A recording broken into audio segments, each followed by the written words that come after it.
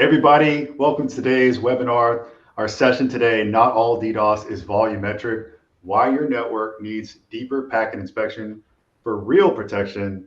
And today I'm joined by my colleague, Mike Powell. How are you? It's nice to see you. Yeah, hey everybody. Hey Mike. Yeah, I'm doing well. Having some nice summer weather here. Got to, go to the pool a little bit, go to the lake. So I'm feeling good, man. Okay. And I think we missed a core marketing opportunity, Mike and Mike, right? Like I think that's the I know, internal thing, right? right? Yeah. Not to be confused with something copyrighted. But, So I'm Michael Honeycutt. I'm product marketing manager here at Corero. And once again, I'm super excited to have this conversation. Mike, I want to dive right into it. So what we're calling today's webinar, and right into these smaller attacks. So how can these small attacks, and by the way, our threat report said 82% are less than 1 gig, right? So how can these small attacks create such significant disruptions for organizations? And and why aren't companies being notified? Why aren't they triggering thresholds? Yeah, so ultimately, a lot of service providers or enterprises, they're thinking about attacks that are larger, right? They're thinking about attacks that are multiple gigabit, perhaps, that they're thinking those are what cause problems, and they certainly do. But here's the issue: is that let's say a customer of an internet service provider has a 1 gigabit internet connection, right? An attack doesn't have to be 1 gigabit to saturate their link, because they might have good traffic going on, they'll have downloads going on, right? And so in order for a DDoS attack to cause problems on that link, it might just have to be half of the link size or even a quarter of the link size. But that's still going to cause latency on that link for that customer. It's going to cause, jitter, or to them, they just think the internet is bad, right? They don't know what's going on. The end customer probably doesn't know they're getting a DDoS attack. To them, the internet is just bad today, and they might call, and, it can also cause firewall or like Wi-Fi router issues, right? So the enterprise on their firewall, it might not be able to keep up with all the requests. For a home user, their Wi-Fi router at home might get overwhelmed by this DDoS traffic. So it's just something that, it doesn't have to completely knock out their entire link in order to cause them problems. And I think that's what we're really focusing on, because like you said, we saw 82% are less than a gig. And, why would they do that? Why would attackers send less than a gig, right? Well, It costs them less money in CPU compute, right? To send smaller attacks, they can probably send more of them, versus sending one giant one. They can send 50 small attacks to 50 different locations. And if they're causing problems, they're still accomplishing the goal. For sure. And I mean, you kind of touched on something right there when you're talking about firewalls and stuff. And can we talk about the purpose of having a purpose built, or I guess like the essentialness of having a purpose-built solution that it can actually fight DDoS versus some of these other appliances? Yeah, so a lot of firewalls or intrusion prevention systems, they'll kind of try and they'll tack on DDoS protection, right? Because they want to fill in all the checkboxes, right, to put on the marketing data sheets, right? And they'll say, oh yes, we have DDoS protection. But fundamentally, the way that firewalls work and intrusion prevention systems is they're looking at every connection that comes in, and they're creating a table of all of those connections. They're keeping up with them. They're watching when all those connections are torn down. Whereas a purpose-built DDoS solution oftentimes can work in a stateless fashion, meaning we don't have to build all those tables, so we're less susceptible to being overwhelmed. Right. And so that's why you want your DDoS protection system, which is in front of your firewall, to not have the same vulnerabilities to getting knocked over as the firewall does. And, like for Corero, as an example, we can turn on stateful protection, in cases where it's needed for certain IPs or certain attacks. But firewalls are doing that deep stateful inspection for everything, and that's why they get overwhelmed with attacks. Thank you for explaining that. I think that's an important nuance that might be missed. So in the headline, we talk about deep packet inspection, and I think we should first address, what's the context for us? And can you just take a second to define that for the audience? Yeah, absolutely. So for us, when we're talking about deep packet inspection, we mean looking deeper into the packet than just the header. We're talking about looking into what's called the payload of the packet, or the data portion of the packet.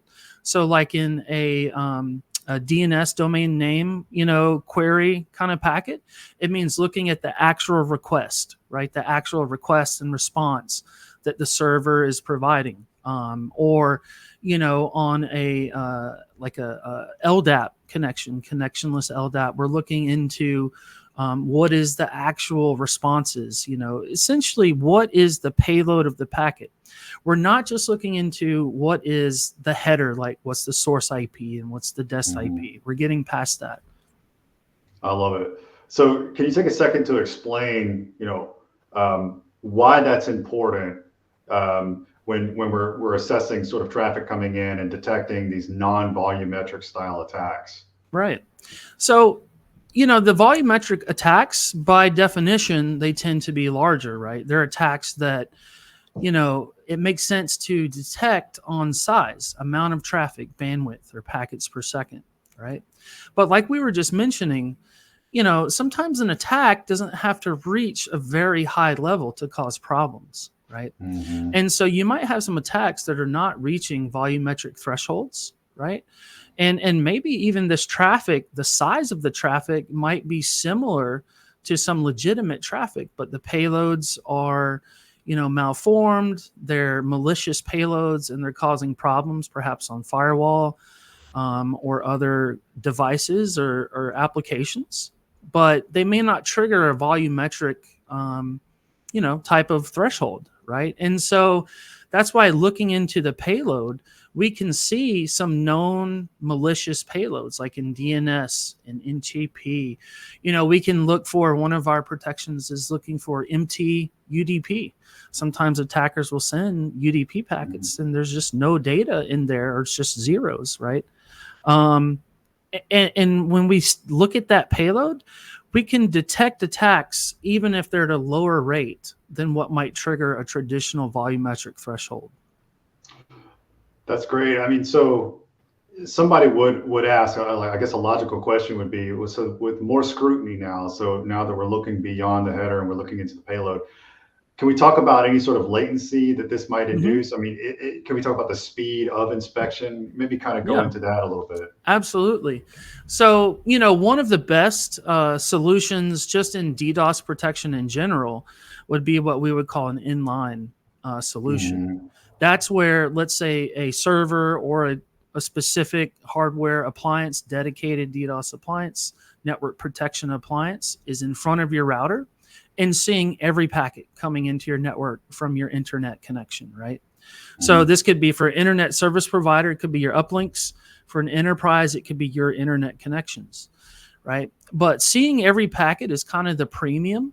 And so when you're in line like that, you need to make sure that you're not adding latency. So like our devices, as an example, we add 60 microseconds of latency, which is 61 millionths of a second, right? So I don't know about you, but I'm not too good at detecting less than 101 millionth of a second. And neither are applications, right? So just to give you context, 1 millisecond is 1/1000th of a second, right? So we are, what is that? 1,000 times faster than 1 millisecond, right? So it's not adding on latency. So that's kind of the big thing. You can have your entire network inspected, by a network protection appliance and not add latency. So that's a good question to make sure. Beautifully. Yeah, I mean, it's definitely essential, right? I mean, when we talk about critical services, right? I mean, this is something we see with our own customers. How do you keep critical services online, and how susceptible are they to latency? We know even AI, right? It's critical that services are absolutely, there's continuity there, right? So talking about service providers, let's segue to that, right? So why is this important to service providers? You touched on it a little bit, but maybe go into a little bit more detail. Absolutely. So think about this. Let's say you're a service provider, and we actually had this happen at one of our customers, a service provider, back before they were a customer, and that's why they contacted us. They had some attacks. Their customers were getting attacks. They didn't know their customers were getting DDoS attacks, right? All they knew is their customers were calling them complaining about network issues, complaining about outages. And they're looking at their graphs, right? And they're looking at their links, and seeing, I mean, traffic is flowing, our links are up, the latency on the, just the fiber itself looks good. My optical power on my fiber looks good. Everything looks good. So why are customers complaining? Like, is it on their Wi-Fi routers? Is it on their computer? Like, what's going on? But they noticed, it would be in a whole neighborhood would kind of have an issue at the same time. So they would send a truck to check on that neighborhood, to check the link, to check the telephone pole, right? And check the equipment that serves the neighborhood. And it all looked good. Well, what ended up happening, as is common the case in service providers, 1 to 2 gigabit connection will be what kind of serves a neighborhood, right? And so it's typically a shared connection. And so one of the customers was getting a DDoS attack. It wasn't completely saturating the link, but it was enough, that it was congesting the link to where all the users in that neighborhood were noticing issue, right? But if you looked at the internet service providers graph, they're doing hundreds of gigs of traffic. And this was like an extra 600 meg. That did not show up on their graph. That did not trip any of their alarms, right? However, it was causing an entire neighborhood problems, and they had to use valuable tech resources to try and troubleshoot it. So they spent time wasting troubleshooting when really, if they had a system that could tell they were getting a DDoS attack, it could detect it, could block it immediately. Their customers wouldn't notice issues. So I would say the number one reason is when your customers get a DDoS attack and they don't know that's what it is, and you don't know that's what it is, they think your service is just bad. Your network. What a great story. It's a great illustration because it really does connect all the dots. I mean, let's flip it a little bit. So that's the service provider side. Mm-hmm. What about an enterprise? Think about absolutely. So you got your enterprise, right? So they might be hosting services. They might be hosting a website. They might be hosting a VPN for their employees to connect in, to be able to do work, right? And so let's say you get a DDoS attack, right? Let's say it's 400 or 500 megabit. That can cause your users to not be able to log in, not be able to connect to the VPN. It might overwhelm the VPN concentrator, like we talked about, could overwhelm a firewall. So the firewall can't keep up. So even though that link technically is not saturated, they still could be down, like not able to do business, costing them money, right? And so for an enterprise, a lot of times the best solution, what we talk about, is a hybrid, right?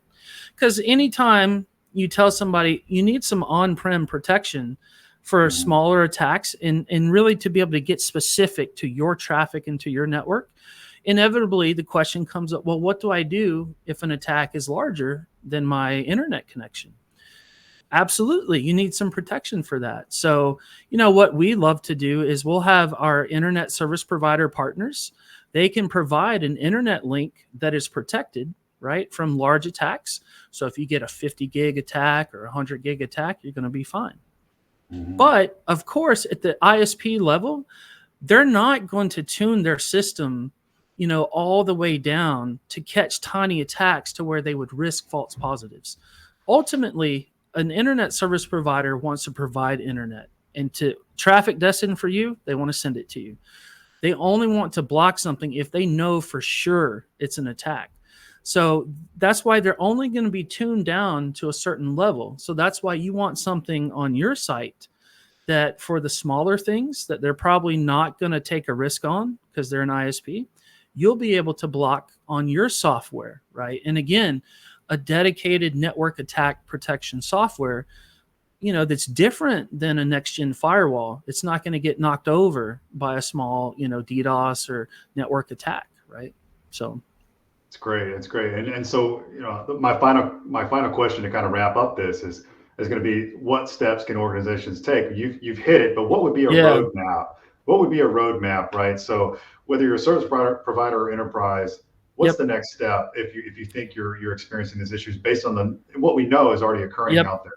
Yeah, so I kind of jumped the gun, and for enterprise, the suggestion is definitely do hybrid, right? Have a service provider that can offer you like network attack and DDoS protection, but also have something on your site that can catch those things. So for an enterprise, you need a little bit of both, right? For an internet service provider, obviously you need network attack protection just at a most basic level. However, if you really want to be able to provide a good service for your customers and to be able to catch these smaller attacks that are less than a gig, the best way to do it is really inline, right? To have, for an ISP, on all of your internet connections, to have an appliance that sees everything. That's how you catch these attacks that are less than 1 gigabit. So for enterprise, have hybrid. For an ISP, if you want to catch these smaller attacks more reliably, inline is the best way to do it. Because when you're doing packet sampling off the router, you definitely catch some larger attacks, but it's hard to see sometimes some of these smaller ones because you're relying on the luck of the draw of sampling, right? Whereas when an appliance sees every packet, you're not relying on luck to sample the attack. You will see every packet. You will see the attack. I love that, Mike. It's a great explanation. I mean, because we're always underscoring service availability. And I think what you've outlined is how you can maintain service availability and keep your businesses online. Mike, thanks so much for an explanation of deep packet inspection and how we do it at Corero. It's amazing. It's always awesome to talk to you. And I can't wait to do it again. Yep, I enjoy it, man. I'm happy to talk with you anytime.